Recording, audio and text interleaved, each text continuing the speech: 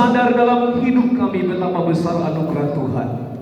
Itu sebabnya kalau hari ini kami masih sehat, kalau hari ini kami masih ada sukacita dalam hidup kami, itu semua karena anugerah Tuhan di dalam hidup kami. Kami bersyukur Tuhan, kami masih bisa menetap dan hidup pada akhir tahun ini. Dan kami percaya di tahun-tahun selanjutnya Tuhan juga tetap akan menganugerahkan anugerah-Mu yang besar di dalam kehidupan kami.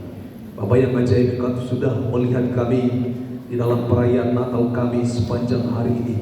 Kami telah datang dalam pujian, di dalam doa-doa kami, di dalam setiap persembahan yang sudah kami nyatakan di hadapan Tuhan. Biarlah kiranya Tuhan yang berkenan atas semua apa yang kami perbuat hari ini.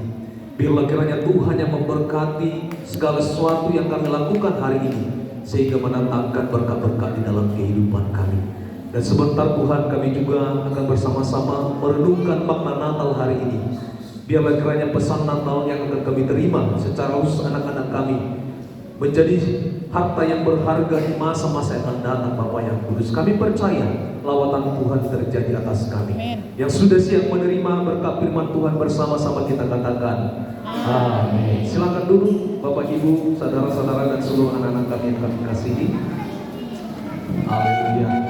Baik, Bapak Ibu, saudara terkasih dalam Tuhan dan seluruh anak-anak yang kami kasihi, sebelum kita akan masuk di dalam firman, saya sapa terlebih dahulu. Shalom. Saya sapa sekali lagi. Shalom. Bangkit dulu berdiri. Saya lihat ini sudah agak mulai apa ini? Padahal masih pagi-pagi ini. Saya sapa sekali lagi. Seluruhnya juga ibu-ibu, bapak-bapak yang ada di belakang, kita bangkit berdiri supaya kita maknai Natal ini dengan sukacita. Amin ya. Saya sapa sekali lagi Bapak Ibu seluruhnya yang hadirin yang ada di tempat ini. Shalom Bapak Ibu. Shalom semuanya. Apa kabarnya? Luar biasa. Yes. Salam dulu samping kiri kanan. Katakan kamu cantik, kamu ganteng. Katakan dulu kamu cantik, kamu ganteng. Harus bersuka cita, berikan sujud yang terbaik. Silakan duduk Bapak Ibu saudara terkasih dalam Tuhan. Haleluya. Bapak Ibu saudara terkasih dalam Tuhan, hari ini tema Natal kita berbicara tentang Kristus datang, berbahagialah yang menerimanya. Kalau kita masuk di dalam firman Tuhan hari ini, Bapak Ibu saudara terkasih dalam Tuhan, firman Tuhan mengajak kita untuk berbahagia.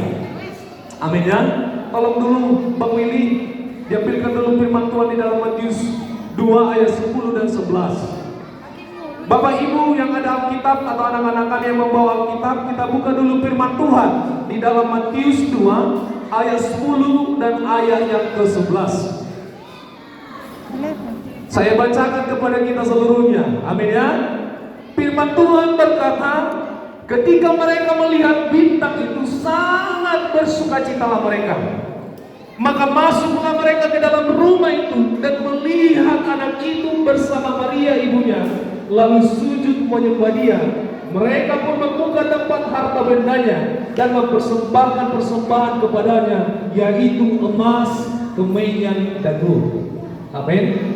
Bapak Ibu berbicara tentang firman ini, dikatakan adalah Bapak Ibu saudara terkasih dalam Tuhan, berbicara tentang sukacita di dalam ayat yang ke-10 itu ada sesuatu yang istimewa. Kata sukacita di sana adalah berbicara tentang yang sangat luar biasa sukacitanya.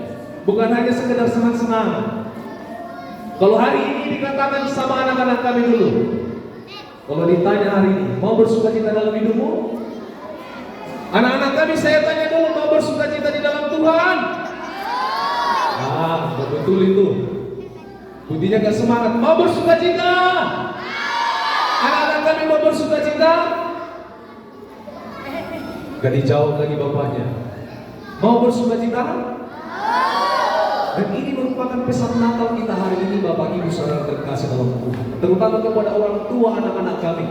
Di dalam firman ini dikatakan bahwa di dalam sukacita ini, Bapak Ibu coba ayat 10 Bang, ayat 10 dulu. Di dalam ayat 10 ini dikatakan ketika mereka melihat bintang itu, mereka sangat bersukacitalah mereka. Kata sukacita di sini Mereka kalau di dalam bahasa Inggrisnya, di dalam American Standard Version dikatakan rejoicing, exceeding rejoice. Artinya kebahagiaan yang meluap-luap, kebahagiaan yang benar-benar dicari-cari, kebahagiaan yang benar-benar Bapak Ibu saudara terkasih dalam Tuhan yang kita impikan di dalam hidup kita. Dan kalau kita berbicara tentang firman ini, terutama untuk seluruh anak-anak kami, ini merupakan perbuatan yang dilakukan oleh orang Majus. Kalau orang Majus ini orang pintar, para ahli nujum, mengetahui obat-obatan. Mereka adalah pribadi-pribadi yang dipakai raja-raja pada masa itu sebagai penasehat-penasehat. Orang-orang ini sangat luar biasa, Bapak Ibu terhormat. Tetapi satu hal hari ini dikatakan bahwa ketika mereka berjumpa dengan Yesus, mereka sangat sukacita. Amin. Amin. Hari ini kalau ada pertanyaan, saya tanya dulu orang tua ini. Kira-kira sukacitamu atas anak-anakmu apa?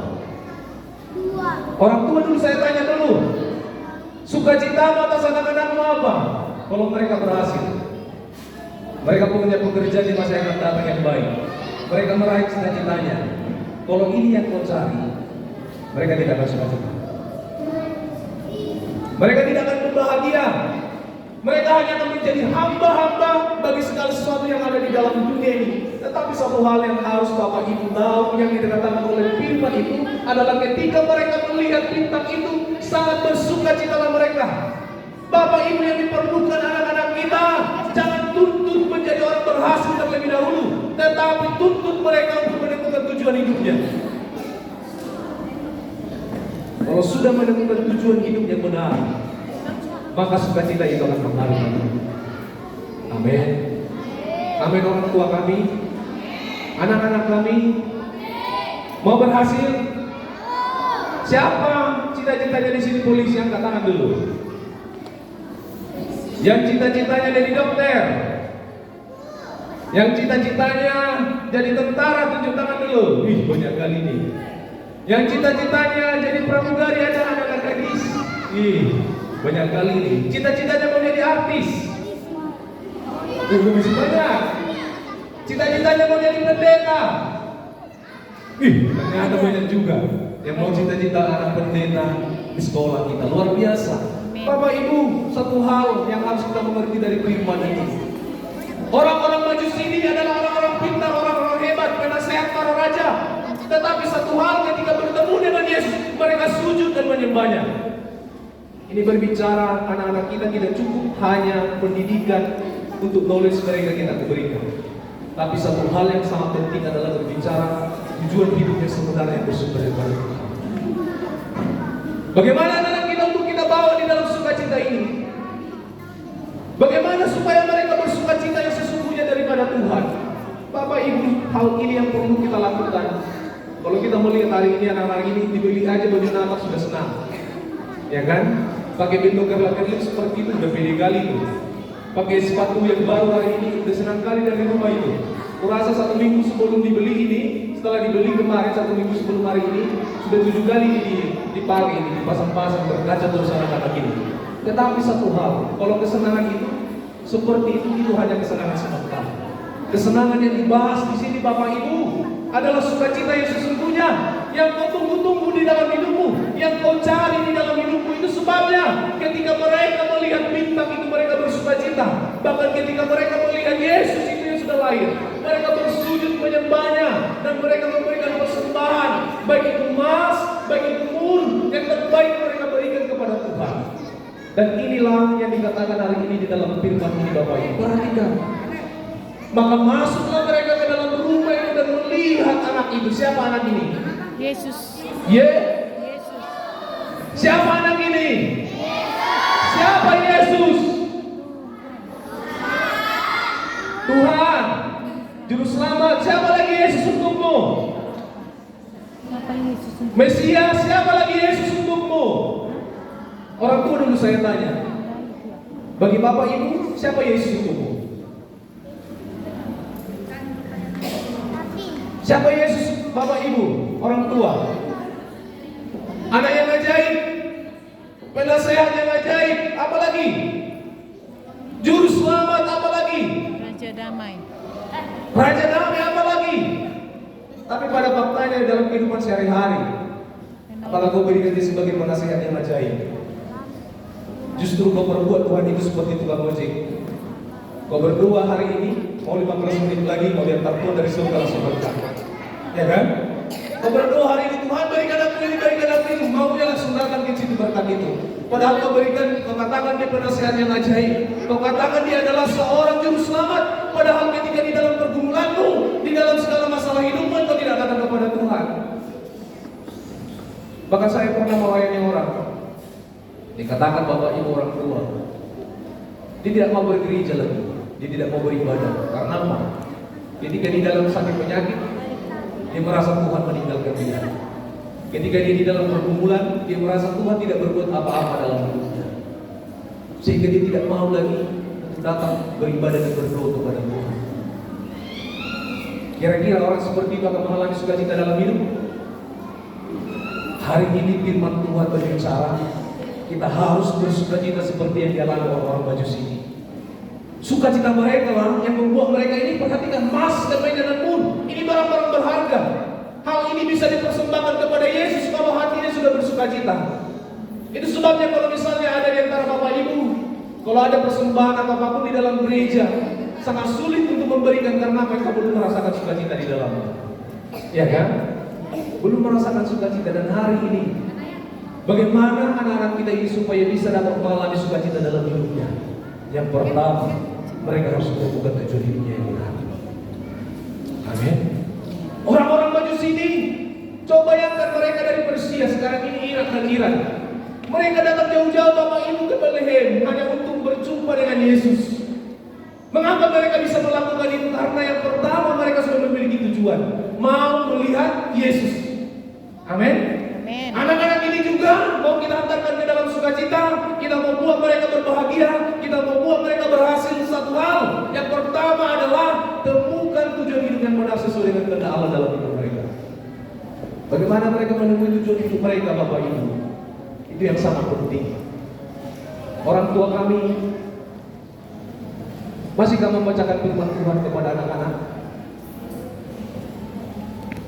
Orang tua kami, masihkah merenungkan firman Tuhan ini dan memberitakannya kepada anak-anak? Ini yang menjadi pertanyaan Bapak Ibu. Kalau ini tidak ada tujuan Bapak Ibu, anak-anak ini mengalami sukacita dalam Tuhan. Itu sebabnya hari-hari membaluatkan bergasoni dan orang anak-anak ini akan berlalu dengan sendirinya. Mereka akan dewasa nanti. Mungkin secara jasmani mereka akan dewasa, karena ini adalah secara alamiah. Tetapi dalam kehidupan rohani, ini yang sangat penting. Ini yang membedakan. Mengapa banyak orang-orang dewasa secara jasmani, mereka jasmani dewasa, tapi dalam kehidupannya tidak mengalami sukacita seperti dikatakan firman ini, karena mereka tidak menemui tujuan hidup yang benar dalam hidupnya. Kehilangan sukacita, kita depresi di dalam hidup, kita stres. Orang-orang tua banyak mengalami depresi karena apa? Tidak menemukan tujuan hidup yang benar. Jangan kita korbankan anak-anak ini. Amin. Tujuan hidup anak-anak ini dimulai dari mana? Dirinya sendiri. Bagaimana mereka menemukan tujuan hidup dalam diri mereka sendiri? Dimulai dari keluarga. Angkat tangan dulu di sini orang tua. Yang orang tua anak kami di sini, angkat tangan dulu. Yang lainnya berarti bukan orang tua, berarti tetangga ini. Hari ini firman Tuhan ini mengatakan, jangan tujuanmu emas, jangan tujuanmu kemenyan dan murah, tapi tujuanmu harus membawa anak kita memiliki tujuan hidup. Perhatikan, gak ada harganya emas, gak ada harganya kemenyan dan murah itu yang berharga ini kalau sudah berjumpa dengan Tuhan. Amin. Ini semua akan diberkatkan, sama seperti perkataan dalam Matius 6 ayat 33 itu. Tetapi carilah dahulu kerajaan Allah, maka semuanya akan ditambahkan bagimu. Anak-anak ini harus terlebih dahulu sehat secara rohani. Dan puji Tuhan, salah satu yang dilakukan di dalam yayasan bersinar setiap minggu, sekalipun mungkin ini masih kurang sebenarnya untuk pertemuan seperti ini. Setiap minggu senantiasa disampaikan firman Tuhan, lain dari lagi mata pelajaran agama. Dan Bapak Ibu, ini yang kita lakukan di dalam kehidupan kita, menemukan tujuan hidup yang benar. Dan kalau kita lihat anak-anak ini, perhatikan dulu anak-anak ini. Ganteng-ganteng, cantik-cantik, ganteng dan cantik mereka diciptakan Tuhan. Kalau mereka gagal, itu karena kita salah mendidik mereka. Amin. Orang tua, kalau anak-anak ini tidak menjadi apa-apa, tidak mengalami sukacita, itu karena engkau tidak mendidik mereka menjadi tujuan hidupnya. Anak-anak ini bukan sekedar kita lahirkan ke dalam dunia. Amin. Bukan hanya secara jasmani kita berikan mereka kebutuhannya, juga kehidupan rohani harus kita benahi dalam kehidupan mereka. Perhatikan ini, Bapak Ibu, orang-orang Majusi ini, Bapak Ibu, saya sudah katakan, mereka orang pintar, mereka orang-orang hebat, penasehat raja. Perhatikan ini, ngapain capek-capek datang menemui bayi yang ada di kandang domba? Kalau mereka tidak menemukan tujuan hidup yang benar, dan dikatakan setelah bertemu Yesus mereka merasakan a great joy, exceeding great joy, artinya melampaui sukacita yang pernah mereka rasakan dalam hidup. Hanya bertemu dengan Yesus, mereka merasakan itu semua. Dan anak-anak ini pun harus benar-benar bertemu dengan Yesus itu di dalam kehidupan mereka. Amin. Yang kita rindukan di dalam kehidupan mereka. Apapun yang kau bicarakan, mau kau anak-anak ini menjadi sarjana, apapun itu, menjadi master atau apapun itu, kalau tidak bertemu dengan Yesus, mereka tidak akan pernah merasakan sukacita yang sebenarnya di dalam hidup mereka. Amin. Amin. Yang pertama tadi, tugas kita adalah membawa mereka ke dalam tujuan hidup. Yang kedua, Bapak Ibu, yang kedua, saya mau bertanya dulu, orang Majusi ini menjumpai siapa? Menjumpai Yesus. Orang Majusi ini menjumpai siapa? Herodes. Yesus. Anak-anak ini harus bertemu dengan Yesus. Amin. Anak-anak ini harus bertemu dengan Yesus. Bagaimana mereka bertemu dengan Yesus? Kalau kita tidak memperkenalkan, tidak memberitakan, tidak menyampaikan kepada mereka.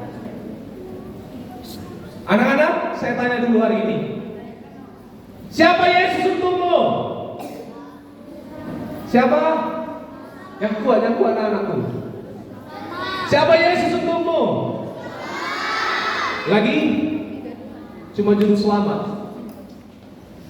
Karena apa ini momen Natal? Coba bayangkan. Sedangkan itu masih pengetahuan anak kita tentang Yesus. Padahal Yesuslah yang menciptakan langit dan bumi. Yesuslah yang menciptakan kita sebagaimana ada hari ini. Mulai dari ujung rambut sampai ujung kaki, ini semua karena anugerah Tuhan. Amin. Anak-anak kami harus tahu, Yesus itu adalah pribadi yang sangat luar biasa mencintai. Katakan Yesus mencintaimu. Katakan Yesus mencintaimu. Dan aku harus mencintai Yesus. Dan aku harus mencintai Amin. Yesus. Ini mungkin perkataan ini mereka harus berjumpa dengan Yesus beda. Tapi mengalami perjumpaan dengan Yesus itu butuh hati nurani dan tujuan yang benar. Amin ya. Anak-anak ini Bapak Ibu, orang tua kami yang ada di tempat ini, mungkin mereka masih umur 12 tahun ke bawah. Tapi satu hal, kalau mereka tidak memiliki fondasi di dalam Yesus, perhatikan, sukacita itu tidak akan ada atas mereka. Jangan kau hajar anak-anakmu hanya untuk mencari emas, hanya untuk mencari kekayaan, hanya untuk mencari kemenyangan, kemasyhuran, hanya untuk mencari nama baik, puji-pujian, hanya untuk mendengar supaya bangga, polisi anakku, ini apa anakku, tentara anakku, bukan. Tetapi banggalah engkau apabila mereka merasakan sukacita yang bersumber daripada Yesus. Amin. Amin. Amin. Amin Bapak Ibu. Amin Bapak Ibu. Saya percaya hari ini, yang pertama mereka harus menemukan tujuan hidupnya supaya mengalami sukacita ini. Yang kedua, harus ada Yesus dalam hidup mereka. Bagaimana caranya mereka menemukan Yesus? Ajar mereka firman Tuhan.